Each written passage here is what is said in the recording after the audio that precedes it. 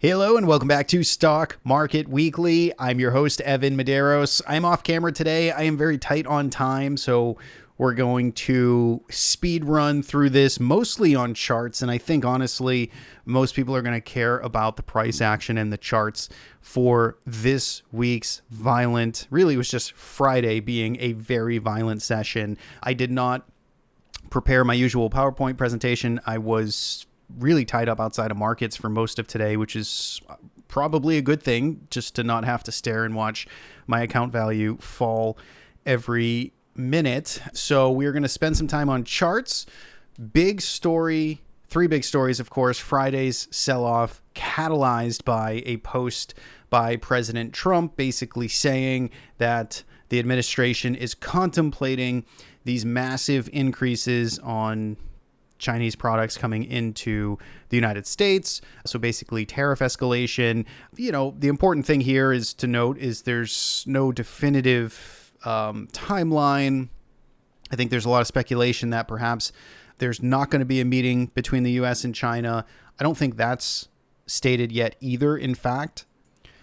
So, you know, the market sort of really just kind of clinging on to this rhetoric, which for sure was kind of out of the blue. The market had an expectation that perhaps we would get a deal, finally a truce between the US and China later this month. And that expectation now seems like has gone the other direction. So, of course, Trump is the negotiator extraordinaire, and this seems to be right up his alley for sort of trying to get a better deal or wiggling at the last minute. But I think importantly, right, it does not necessarily matter on those details. I would argue if you are a trader in this market, it is about positioning, and it is about an excuse that the market effectively needed to sort of cleanse itself, to reset itself, and to shake out all of the late momentum chasers. We also, you know, in terms of headlines and catalysts, 10-year treasury yields, we're going to spend some time looking at that this week. Very important. Rolling back over. Bonds actually acting as a bit of a hedge or a safety trade. That's new. That happened on Friday, so we're going to pay attention to that. And then earnings season. Earnings season starts next week, so we actually have the big mega center banks kicking off reporting earnings, so we're going to pay attention to that. Before we get into the numbers here and the charts, we want to shout out our sponsor, Investors Business Daily. They get two great products. Their IBD digital subscription. I've got a link for a discount in the description of this video. Take a look at their top 9 here. IBD 50 stocks, lots of damage out there. This is a good list to go shopping. And of course, we have their market surge as well. This is their charting platform. Here's the nice big red S&P 500 candle, and you can get access to that with a link in the description of this video as well. Now, let's get into the numbers here. Old school style, TC 2000. Here was the returns on the right-hand side for this week, basically 3% down across the board. And this was, though, you know, coming off of higher starts to the week, right? So we tried to push to new all-time highs. We reversed sharply, and we closed at the lows. Take a look at volatility. The VIX back over 20 and up 5 points. Nasdaq vol in the mid 20s. Notice here, if we look at our smart trend filters across the major indices, we're still not confirmed on a sell signal yet. This is kind of the way we measure and map momentum and trend strength. And so there's definitely been damage here. And if the market stays weak next week, you can expect that we will finally see exit signals and sell signals here across the indices. But for now, it's basically warning shots across the board. Here's what the sectors looked like. Utilities, staples acting as your defensive safety haven. And then you got healthcare in here in the third spot, but it was still down 2%. Energy, discretionary materials certainly hit the hardest here. You can take a look at our smart trend filters on the individual sectors. You can see that things are starting to, you know, potentially break down, roll over here after Friday's trading. That is to be expected. So you're starting to see a little bit of breath weaken underneath the hood. Speaking of market breath, when we take a look at this week's trading, you can see that the really, you know, started to get on Friday this tick up in the number of stocks hitting 52-week lows. 100 or so. This is a different value reading than the stats I usually bring you from a different data source, from our Norgate data source. So just keep in mind, keep that on your mind when you're looking at this value, but still the ratio is what's important here. And you can certainly see not many stocks hitting 52-week highs on Friday, certainly a lot more scrambling to 52-week lows.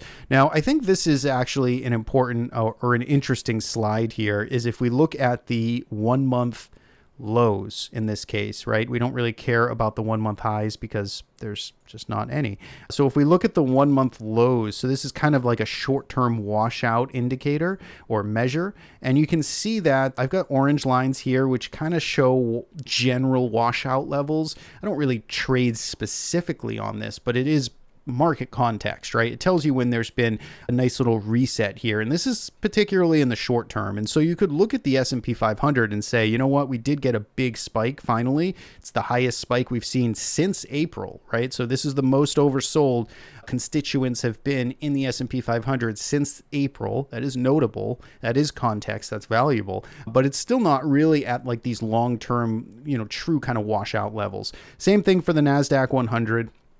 The Russell 2000, I would argue, is kind of the most primed maybe, or the most, sort of reset here from 1 month lows perspective. And again, you can see the Russell was down 3% on Friday, and really, technically doesn't look as bad really as some of the S&P and the Qs, which we'll look at later when we start breaking down some price action. So I think that is worthwhile information there. Now, if we take a look here at our bigger kind of macro slide, you got the dollar index, which was sharply higher this week, and you did see treasury yields fall. So on one hand, again, bonds acting as a safety haven. Nice to see yields coming down. We're going to want to pay attention to that 4% round number for the 10-year treasury yield next week. We're still a little ways away from it, right? We're still at, I believe, like 4.05 or 4.04 going out into the weekend. So we've still got some room there, but it's a big psychological level. It's definitely something, folks will be pricing off of in the market, is if we start to see new kind of lows being made there and being able to sustain below that key psychological level. This week, though, the best places to be besides bonds was the metals, gold and silver, both up 3 and 4%, a ton of volume traded in GLD. We're going to look at that in just a little bit. Oil making new like 50-day lows, copper down, and Bitcoin down. My trade from last week, the thesis that Bitcoin is kind of a week one breakout, is certainly to be questioned this week. And I want to talk about that and where I think things stand. All right. So let's look at some price action here. Here's the S&P 500. We're going to go to the cash settled market. And I mean, it's a doozy of a candle here. I mean, this is loud. This is something to take notice of, right? We always like to kind of pinpoint those days. Our phrase going back years doing these videos are what are days to take notice of? Where do you want to pay attention? And sometimes they just speak for themselves, and this is certainly one. This is by sheer size, basically encapsulating the last few weeks of trading. We have just, kind of lost the past, 30 days of trading. So we essentially reset 30 days worth of trading going all the way back to the beginning of September in one session, right? And when we go through here and look at this analysis, right, I just want to start with an easy case because, everyone watching this has a different time frame and strategy, right? And so I think for the short-term trader or medium-term trader, right, a very low risk, sort of no stress approach to looking at this market here is to essentially say, okay, we just had the loudest 3% sell-off, heavy volume, meaningful kind of thrust off of this trajectory. I'm going to take the next few weeks off until and if we reclaim 67.40. Until we reclaim 67.50 or make a new high. I mean, this is a very reasonable, rational, logical approach to the next few weeks of trading. If you're making active decisions, it's pare back risk, get defensive, and take a break. Remove yourself from the screen until this market can, collect itself, pick itself, get the dust settled, and then start to push back up and move back on this uptrend. I mean, that is, again, a very sound approach. Now, for everyone else that wants to buy dips, risk manage this a little tightly, and map and measure levels, then the way I would sort of approach this is, we now have, I believe, the largest correction down in one single session that we've had since April lows, right? I think the S&P 500 has had a series of around 3% pullbacks. And in one single day, we basically got that, or in 2 days, we essentially got a little over 3% pullback from highs. Okay, so you've reset the board to where markets are comfortably being reset for the past, call it 5-6 months. But if we are going to expect that this market has follow through, then we should be looking at, first off, this breakout area here around this little consolidation point. So in the August, September, when the market kind of moved sideways, it had a couple of pullbacks, it collected itself, and then it made this last run. So that's just 1% away. I mean, we could easily be there with a gap down on Monday and be testing this area. That would approximately be about a 5%. No, not even 4%. I mean, this would be just shy of 4%. Now, if we were to get something larger, something more material in terms of pullbacks that you want to measure and map, we've got a couple of key levels here. I would say the breakout highs from January 2025. If the market were to get down here, you'd be looking at probably closer to 10%. Yeah, 9% correction down around 6,100, which, look, a 9% correction after the ground that we've covered, ordinary bull market behavior, you get plenty, or you get a couple of 9-10% corrections each year. So to say that this is out of the realm of possibilities would be overstating it. So I think as we start to look at this market, I think you've got around a 6,500 or so. You get this general kind of 4 to 5% pullback zone before you get dip buyers that are probably going to be pretty aggressive. And if they can't hold that area, I mean, you do have kind of an air pocket. You've got levels, you've got some short-term levels down here, right around 6,250, right? So you would have kind of an air pocket, I would say, down to around 8 to 9% correction if we can't hold here in the next day or two. So again, if this gets slogged out, if the rhetoric advances, if we start to see spillover issues with economy or reluctance from the Fed to cut or some other accommodation, coming into the market, or earnings season being terrible, then you would look at some of these bigger levels. So this is kind of the relevant roadmap. I think you're probably at a bounce point around 4 to 5% early next week. If that can't hold, if we can't muster up a good bounce here and try and keep the momentum alive, then you start to look at these bigger correction levels. So that's kind of things. The Qs is basically the same. I mean, you had this, again, massive bar. It just took out a handful of days of trading. And if we look at the old breakout level from the highs here in the summertime trading, you're looking at about 583. And then, if that starts to give way, then you start to look back towards the old Jan 25 breakout and the lows of this summertime trading, which would get you more closely to about a 8 to 12% correction. So that's kind of the way I'm looking at it. I think early next week, we're going to see if dip buyers can hold the line, keep us contained, 5% or less pullbacks at some retest zones with some oversold conditions, and see if the same bull market momentum, song and dance, can continue. If they can't, if for some reason, again, whatever it is, markets just spiral here, then I say there's, air pockets down to around that, closer to 10%. I ironically think Russell 2000 is in one of the better spots. I mean, structurally here, it's kind of already at a zone where I'd want to see it try and hold right in this 236 area. But again, if we are going to see more weakness, then you shouldn't expect the Russell 2000 to be able to totally ignore all of it. I think you get levels back to around 225 or so. So that's kind of my read and levels I'd be paying attention to in terms of the major markets. The VIX here is already north of 20. So going into the weekend, 21, 22. Post-April of this year, I mean, it took some time for the volatility index to settle back down to the range that we've been in. But effectively, every time we've had a flare-up, it has basically tapered out in the low 20s, exactly where we are now. So again, I think this is clues for next week. If the market gaps down, if we see red market and we see VIX go green to red quickly and it looks tired or it looks, like it can't continue up, maybe you've got more clues and signs there that, again, the short-term pullback levels will hold.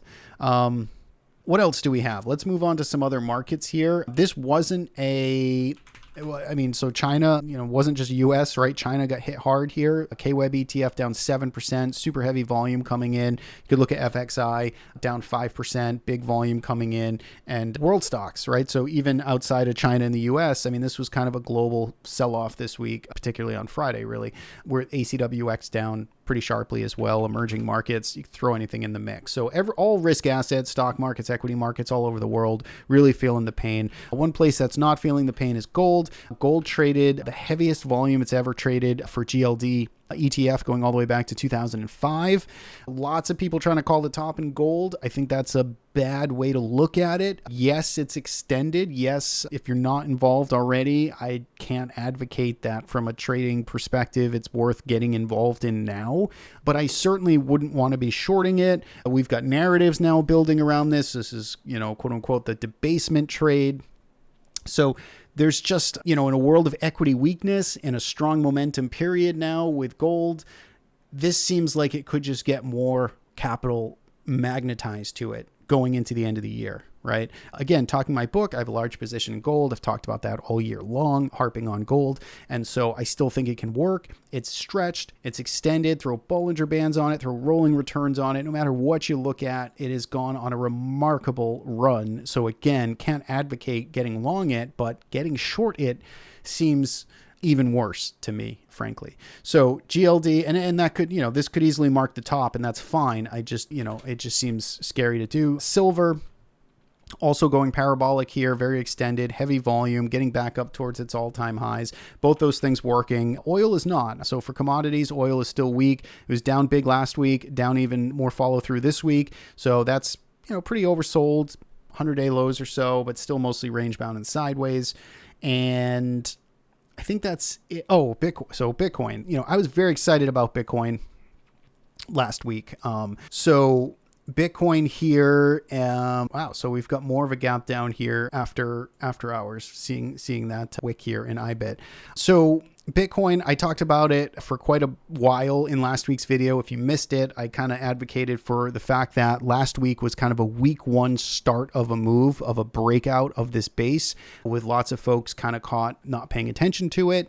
Obviously, this is not what a follow-up week should look like in my eyes. So my enthusiasm for Bitcoin, while I still have the trade on, has certainly pulled back. So basically the way I traded this is I did do some management on the trade after this day here. I'm just gonna look at IBIT just because it's easier to know the days. I always forget with the 6-day cycle that TC2000 uses, but on this session here on Tuesday, I did do some portfolio management on this trade. I took off some of those calls I had and I sold some puts just to try and potentially get involved in some data harvesting if we were to move sideways for a week or two.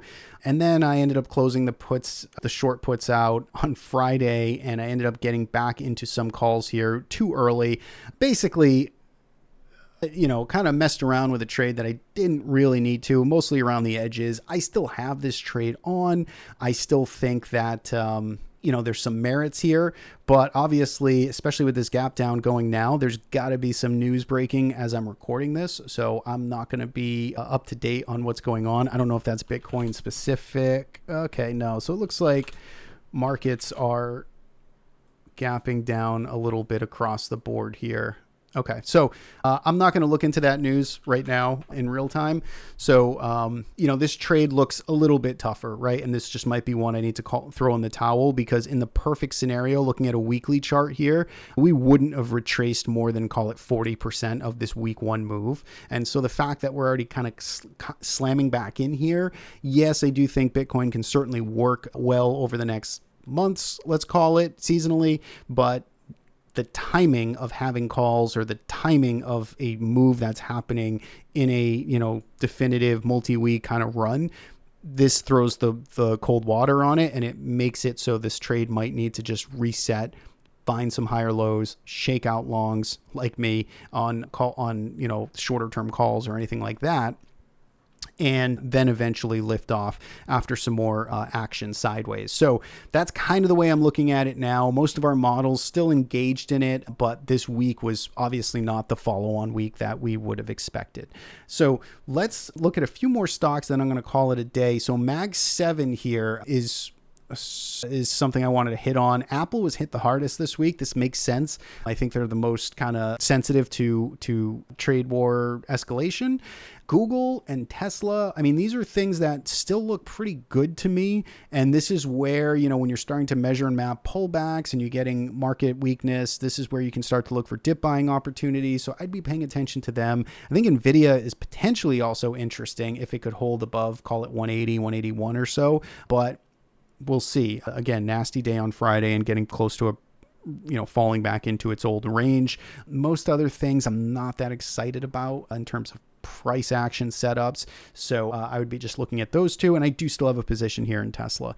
Last but not least, just to run through a couple of, I'm going long on time. This was supposed to be a short video. Again, some of the momentum names, things like Hood, right? Things like Hood where they've been running down 9% on Friday. If you've been stocking some of these, you're looking for better entries. What else? The quantum stocks, right? Down 6%. Right down the list. I mean, there's plenty of names. Some of them are escaping me. Rocket Lab, big volume kind of coming back down to earth here. Rigetti coming back down a little bit. I mean, down 7%. It barely registers on this chart because it's covered so much ground. But a lot of these high flying stocks that have been really running, a lot of these names are on our Quant Rockets list as well. But things that have been really in that momentum spotlight, look for them to pull back 15, 20, 25% because they will, especially if you get that market down 7 and 8%. So that's kind of it. Lots happening. I think for traders, there's going to be a lot of action, I think, early next week to see if this market can hold and maintain a small pullback. But if it does open up and we really get a good shakeout, then, keep an eye on that 7, 8, 9%, 10% correction here in this October timeframe before year end.